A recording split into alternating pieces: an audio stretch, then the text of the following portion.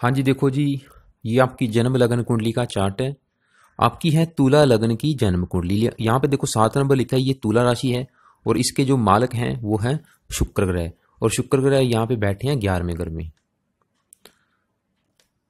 और देखो आपकी कुंडली में सबसे नेगेटिव बात क्या है, आपकी कुंडली में 3 ग्रह अस्त बैठे हैं। बुध अस्त बैठा है, मंगल अस्त बैठा है, शुक्र अस्त बैठा है।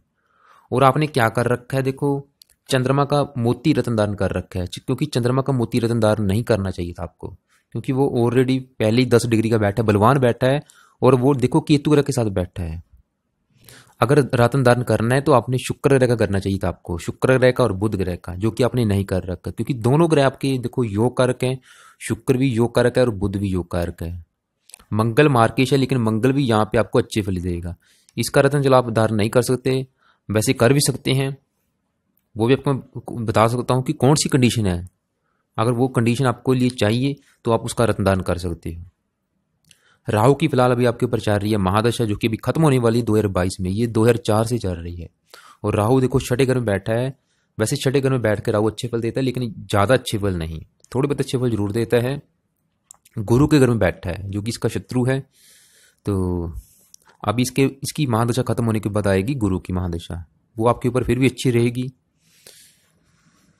तो चलिए बारी बारी बात करते हैं सभी ग्रहों के बारे में। शनि बैठा दूसरे घर में, जो कि आपको कुछ अच्छे फल भी देगा वहां पे बैठ के, और कुछ खराब फल भी जरूर देगा। और यहाँ पे देखो आपको मैं बताने वाला हूँ, क्योंकि देखो अस्त ग्रह जो हो जाता है वो उसकी डेफिनेशन क्या है वो भी आपको मैं बताने वाला हूँ। अस्त का मतलब क्या है वो आपको मैं क्लियर कर देता हूँ। देखो पहले अस्त की डेफिनेशन आपको मैं क्लियर कर देता हूँ कि अस्त का मतलब क्या होता है। देखो सभी ग्रहों, कोई भी ग्रह जो होता है वो जहां जब बैठता है वो उस घर में बैठ के कितनी मात्रा में आपको अच्छे या बुरे फल देगा वो हम डिसाइड करते हैं उसकी डिग्री देख के। जैसे कि गुरु के पीछे देखो सभी ग्रहों के पीछे मैंने एक नंबर लिख कर रखा है। जैसे कि राहु के पीछे 10 नंबर लिखा है, गुरु के पीछे 5 नंबर लिखा है, शनि के पीछे 20 नंबर लिखा है। और यहाँ पे इन ग्रहों के पीछे भी नंबर लिख रखे हैं। शुक्र के पीछे 10, मंगल के पीछे 9 नंबर, बुध के पीछे 16 नंबर। ये नंबर क्या है, ये इनकी पावर है कि ये ग्रह आपको कितनी मात्रा में अच्छे फल देगा या बुरे फल देगा, वो उसकी डिग्री देख के हम डिसाइड करते हैं। लेकिन देखो जब कोई ग्रह कुंडली में अस्त हो जाता है तो अस्त होने की वजह से वो बिल्कुल डेड हो जाता है। मतलब उस ग्रह की जो रश्मियां है, उसकी ऊर्जा है, वो बिल्कुल समाप्त हो जाती है। तो शुक्र, क्योंकि अस्त क्यों होते हैं पहले आपको वो बात मैं क्लियर कर देता हूँ। देखो अस्त का मतलब क्या है, जब, क्योंकि देखो यहाँ पे देखो सूर्य ग्रह बैठा है और सूर्य ग्रह अस्त नहीं है, क्योंकि सूर्य ग्रह दूसरे ग्रहों को अस्त करता है लेकिन ये खुद अस्त नहीं होता। क्यों?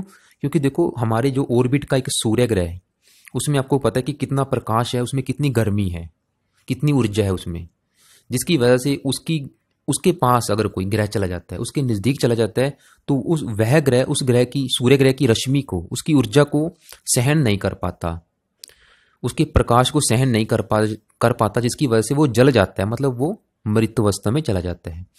तो यहाँ पे देखो सूर्य ग्रह के पास शुक्र भी बैठा है, मंगल भी बैठा है और बुध भी बैठे हैं। तीनों ग्रह इसके पास बैठे हैं, जिसकी वजह से वो बिल्कुल डेड हो चुके हैं, मृत अवस्था में बैठे हैं।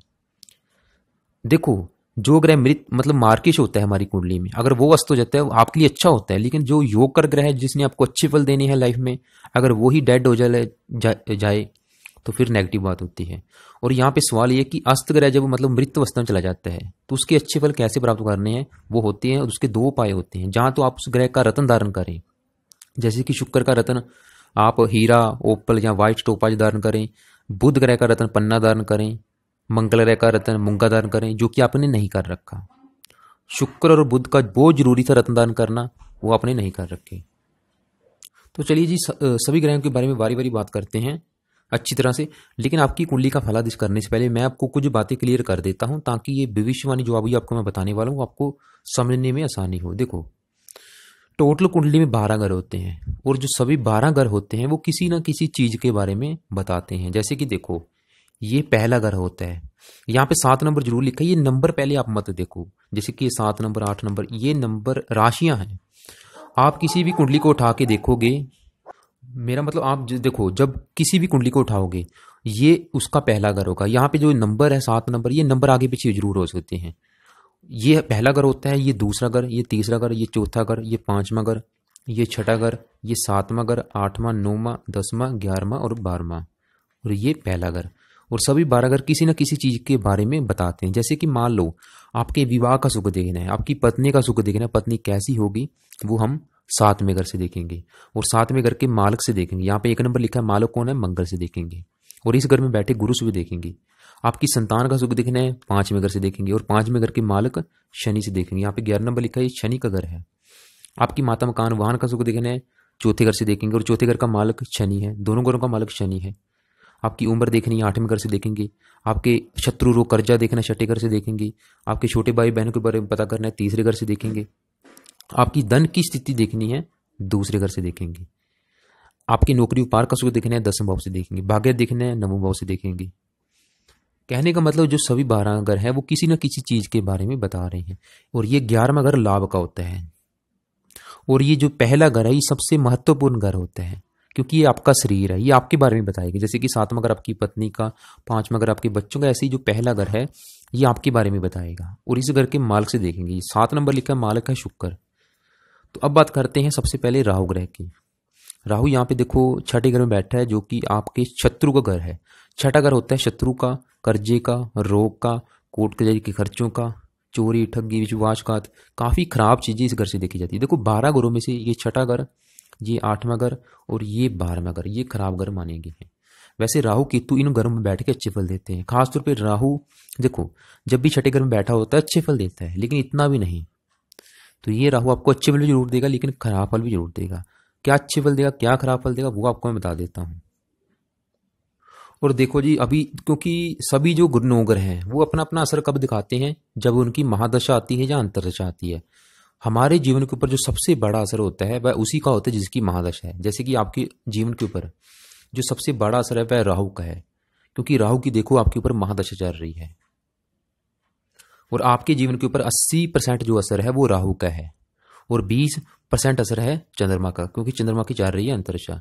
तो राहु यहाँ पे क्या करेगा, ये 6ठा घर शत्रु का है, आपके शत्रु बढ़ाएगा, शत्रु बहुत होंगे। आपके सर के ऊपर कर्जा हो सकता है, क्योंकि कर्जे घर में बैठा है, कर्जा जरूर होगा आपके सर के ऊपर। आपको रोगी बनाएगा। रोग क्या देगा, पेट का रोग दे सकता है, कमर का रोग दे सकता है, या गुद्दे का रोग दे सकता है, या आंतों में कोई रोग दे सकता है, या हर्निया को कोई रोग दे सकता है। एक्सीडेंट के योग कराएगा, कोर्ट कचहरी के चक्कर लगाने पड़ सकते हैं। इसके अलावा यहां से बैठ के इस घर को देखेगा, 5वीं दृष्टि इस घर के ऊपर पड़ेगी, नौकरी व्यापार संबंधी परेशानी है, नौकरी व्यापार में सफलता नहीं मिलेगी। विदेश लेके जा सकता है आपको, घर से दूर लेके जाएगा, क्योंकि 12वें घर को देखेगा, विदेश के घर को देखेगा, विदेश लेके भी जा सकता है। इसके अलावा ये 12वां घर खर्च का भी है, आपका धन फजूल खर्च कराएगा, फजूल की मेहनत करवाएगा, फजूल की यात्राएं करवाएगा, फजूल की टेंशन डिप्रेशन, मतलब किसी भी काम में सफलता आसानी से नहीं मिलेगी। काफी प्रयास करने के बाद सफलता मिलती है।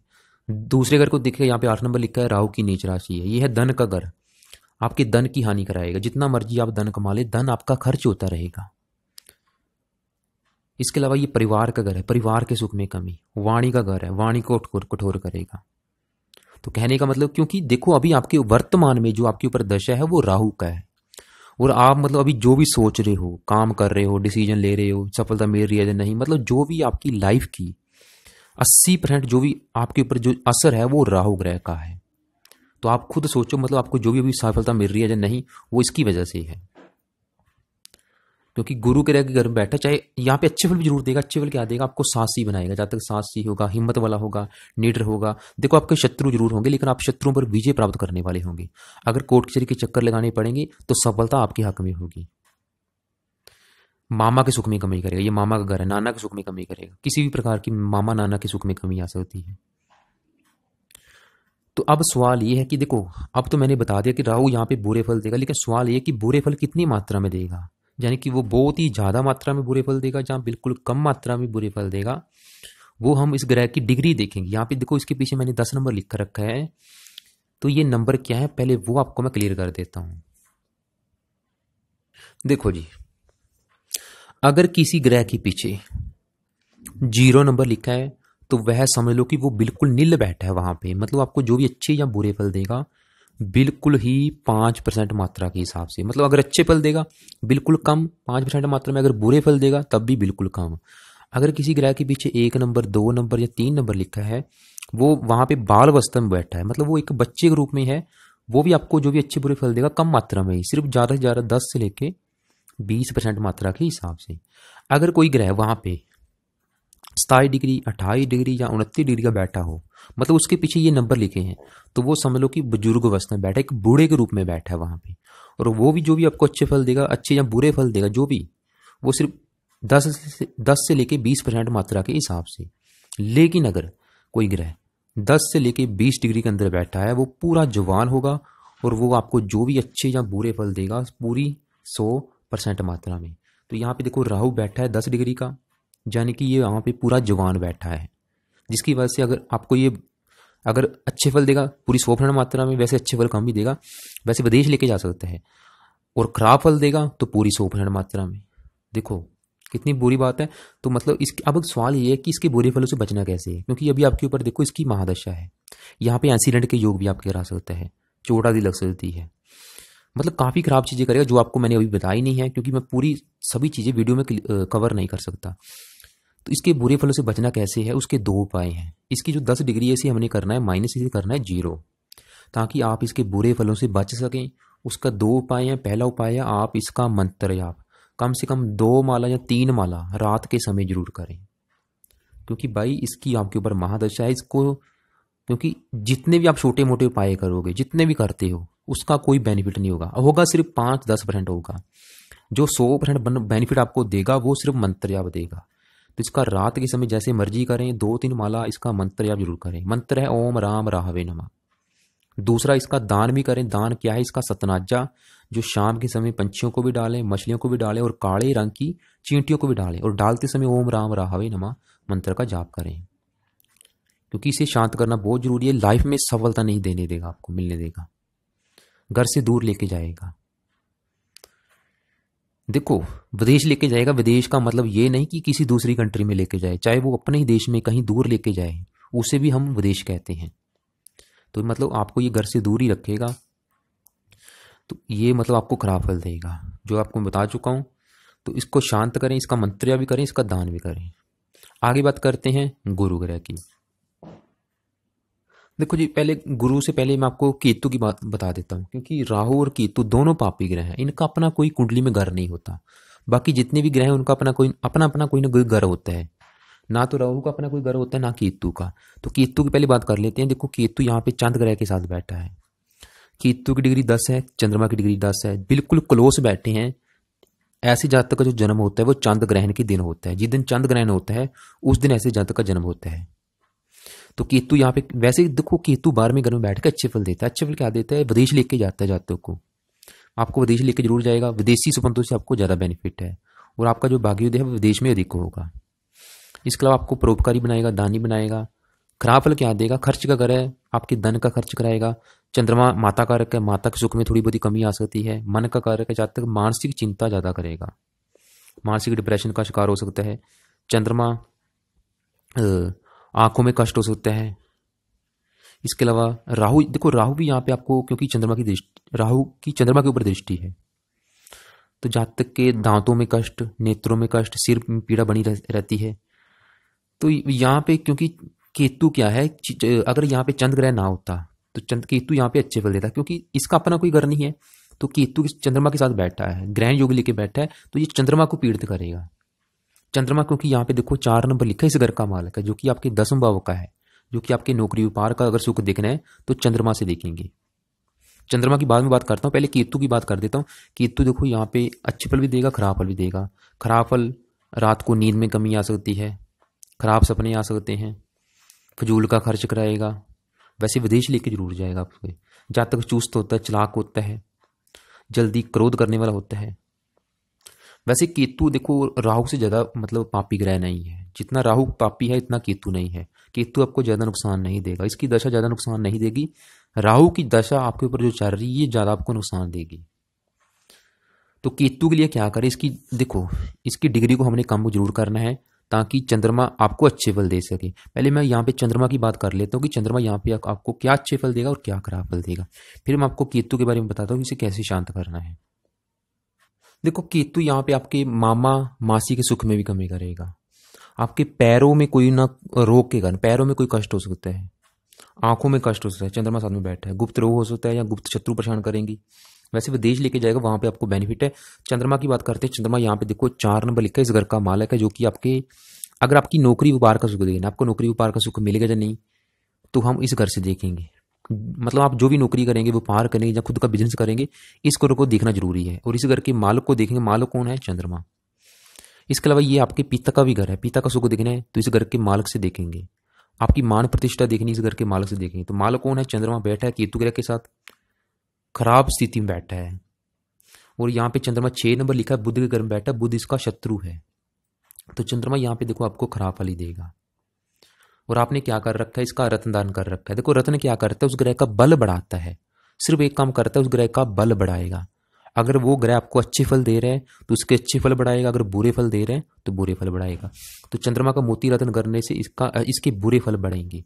अच्छे फल भी जरूर देगा, अच्छे फल भी बढ़ेंगे लेकिन बुरे फल भी बढ़ेंगे। बता देता हूं कि क्या अच्छे बुरे फल देगा यहाँ पे। देखो चंद्रमा यहाँ पे आपको रोग दे सकता है। रोग कैसा? जैसे कि वायु विकार या सर्दी जुकाम जल्दी लगना, खांसी, इस प्रकार के रोग दे सकता है। ज्यादा कब देगा? अपनी दशा में। अभी जैसे कि आपके ऊपर इसकी अंतरदशा है तो आपको इस प्रकार के रोग परेशान कर सकते हैं। आपको जल्दी मतलब सर्दी लगना, जुकाम लगना, या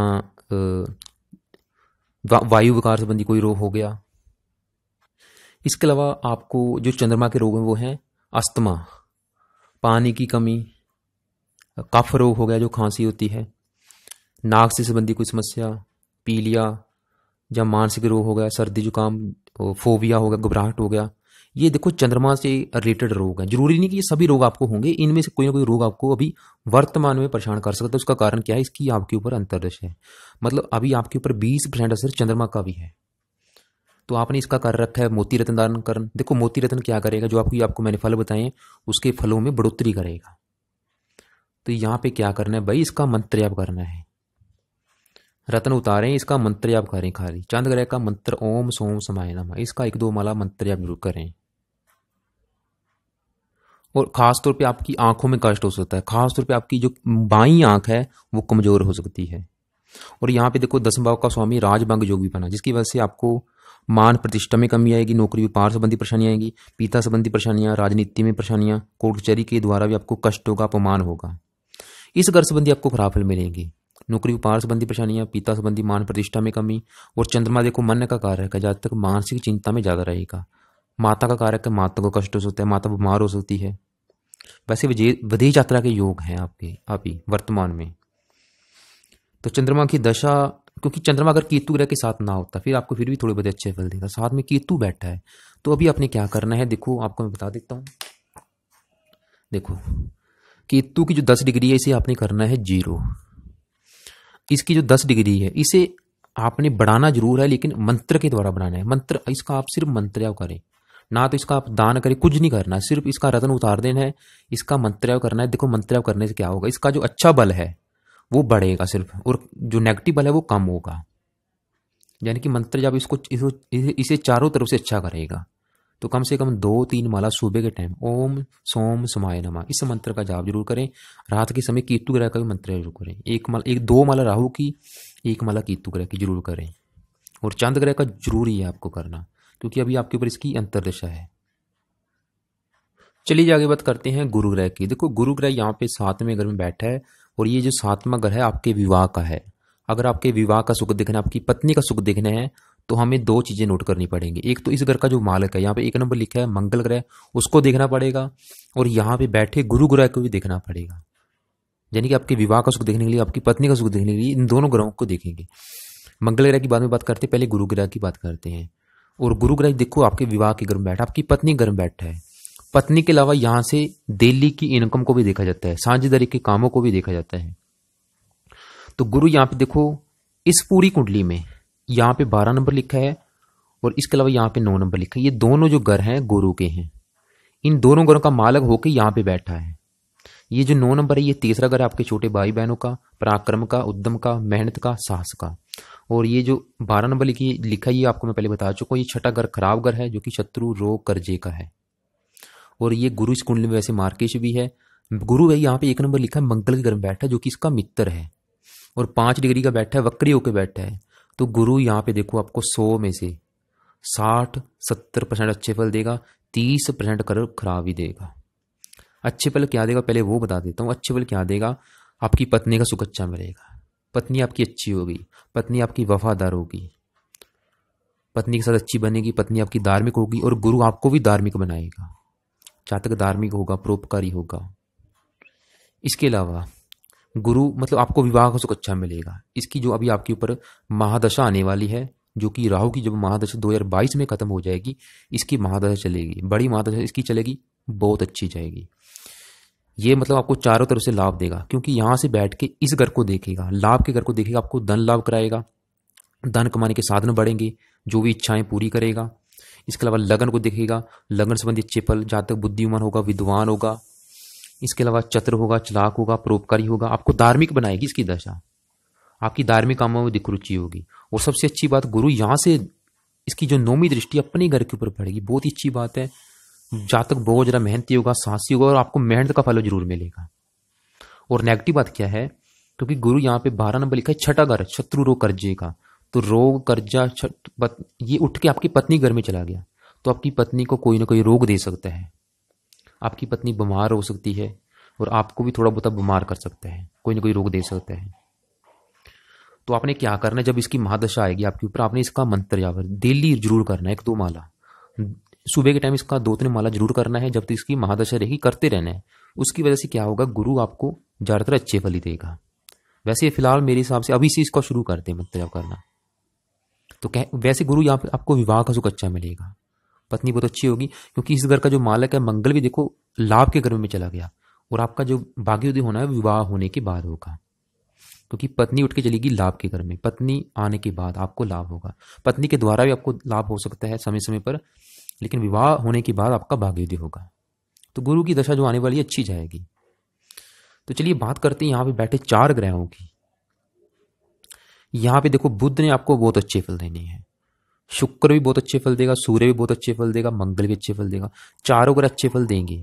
पहले मैं आपको बता देता हूँ कि ये जो 11वां घर है ये किन चीजों को दर्शाता है।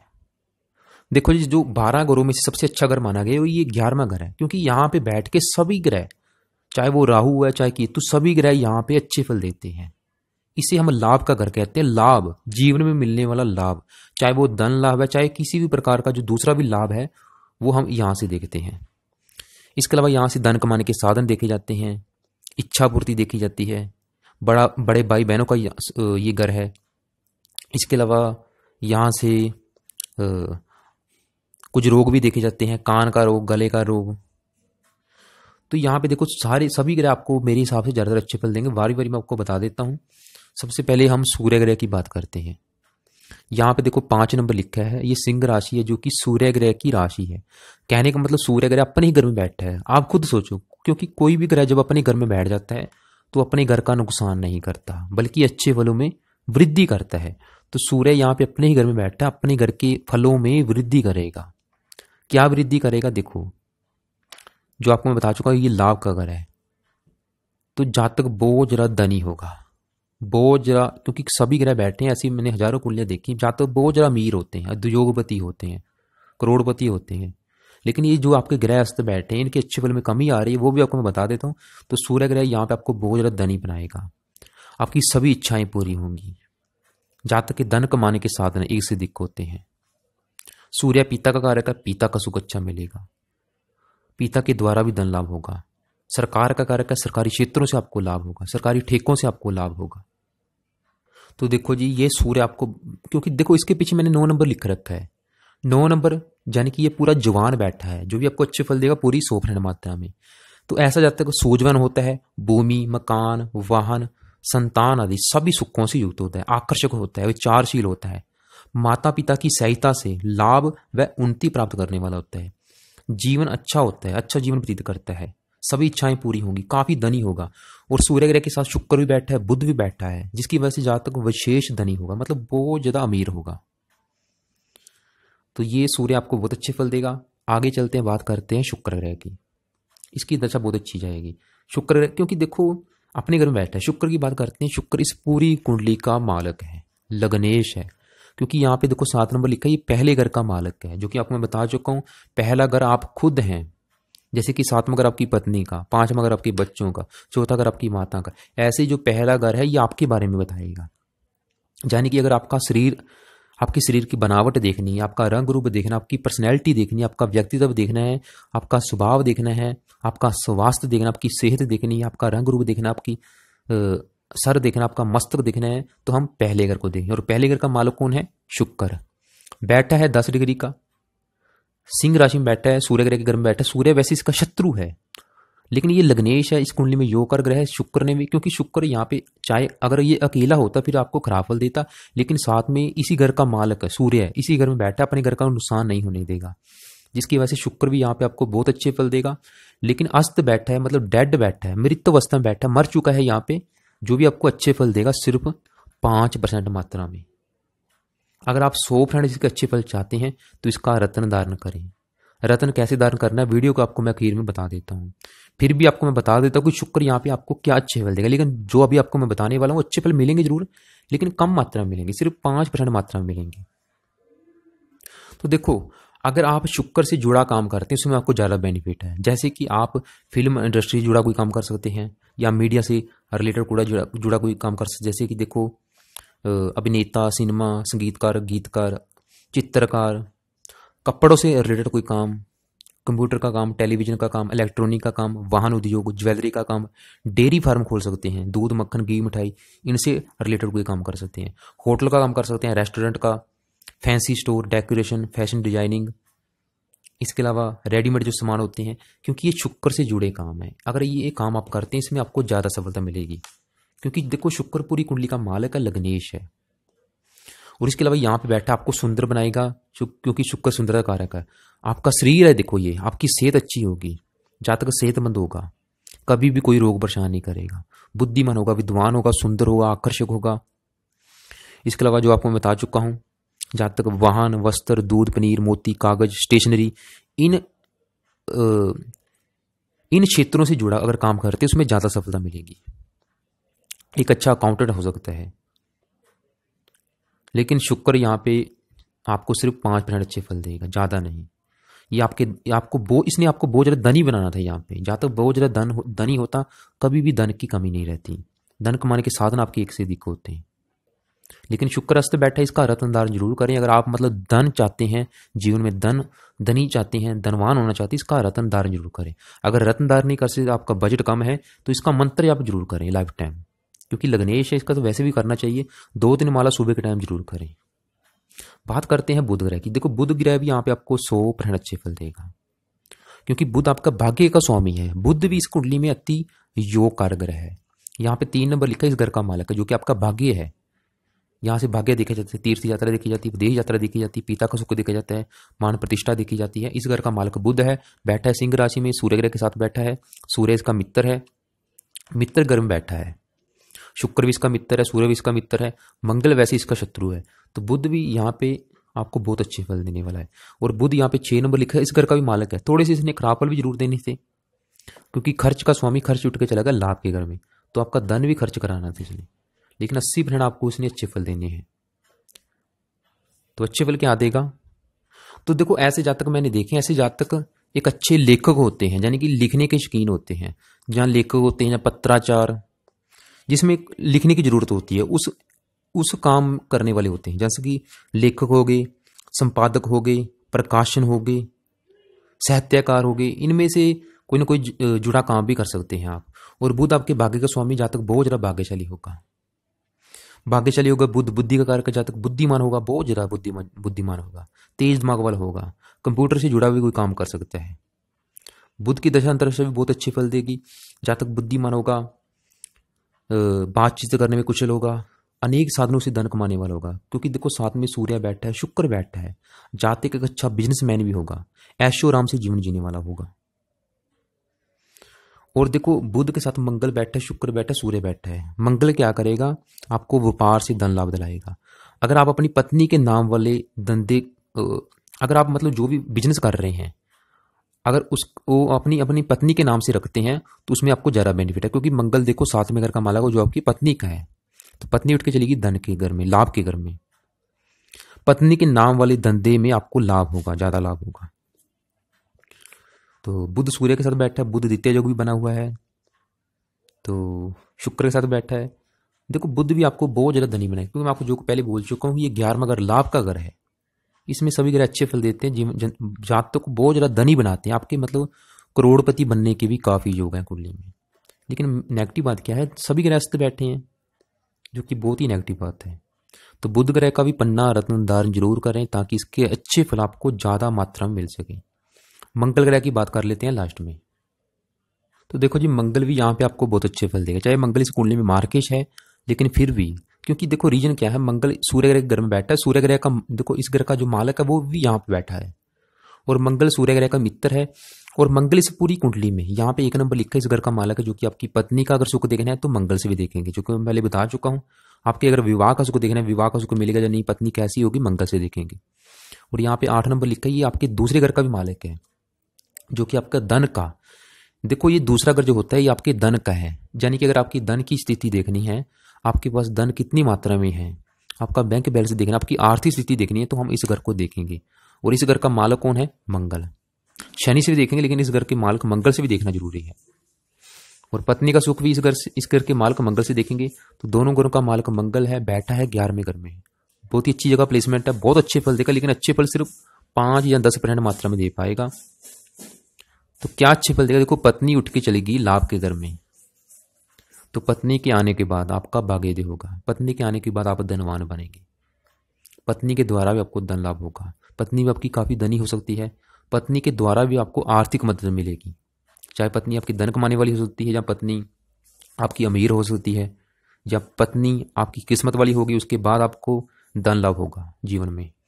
और सबसे अच्छी बात देखो, धन का मार्ग उठ के चला गया लाभ के घर में, जिसकी वजह से जातक बहुत जरा धनी होगा। तो मंगल भी यहाँ पे आपको अच्छे फल देगा जातक, क्योंकि मंगल यहाँ से बैठ के इसकी जो चौथी दृष्टि है अपने घर के ऊपर पड़ेगी। जातक बहुत ज्यादा धनी होगा, स्पष्टवादी होगा,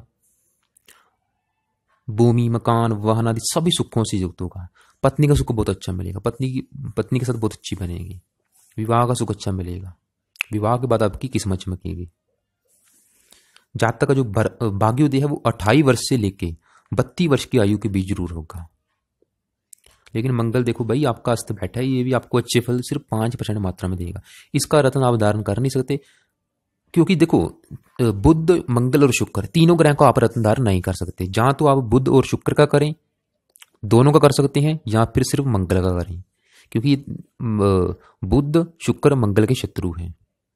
तो मैं आपको यही कहूंगा कि बुध और शुक्र का रत्न धारण करें, मंगल का सिर्फ मंत्र आप करें। आप लास्ट में शनि की बात कर लेते हैं। देखो जी, शनि यहाँ पे बैठा दूसरे घर में, मंगल के घर में बैठा है। मंगल इसका ना तो मित्र है ना शत्रु है, और शनि यहाँ पे देखो 20 लिख रखा है, पूरा जवान बैठा है, मतलब आपको जो भी अच्छे या बुरे फल देगा पूरी 100% मात्रा में।